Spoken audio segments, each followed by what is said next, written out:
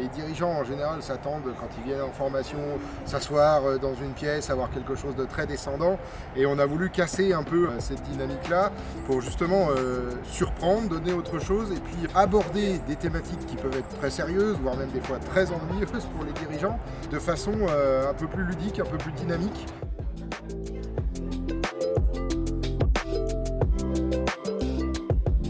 Formation prévention risque amiante.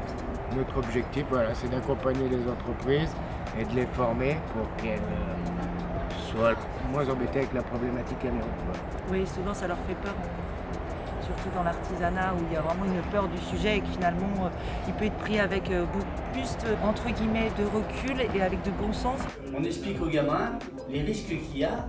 Il y a des métiers où il faut absolument mettre des gants, il y en a où il faut absolument avoir des lunettes. Le quart d'heure, s'il peut, il met des genouillères. Je pense qu'on est compris quand même. Quand j'ai commencé à travailler, moi, il n'y avait aucune sécurité. On montait nos échafaudages tubulaires déjà à l'époque.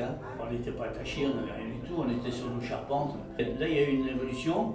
Après, on prend un peu conscience, mais on nous forçait à bon escient, c'est-à-dire que c'était une bonne chose. On s'aperçoit que quand on a des protections, pour moi, sur un toit, on passe du temps pour les mettre, on passe du temps pour faire attention, mais on regagne beaucoup de temps dans les travaux. Ils se sentent plus en sécurité et donc ils travaillent plus facilement. Casse un peu cette croyance que la prévention c'est compliqué et que c'est contraignant par des principes plus dynamiques, plus ludiques et du coup aussi des principes plus proches de la réalité métier de nos entreprises. Qu'ils sont tous concernés.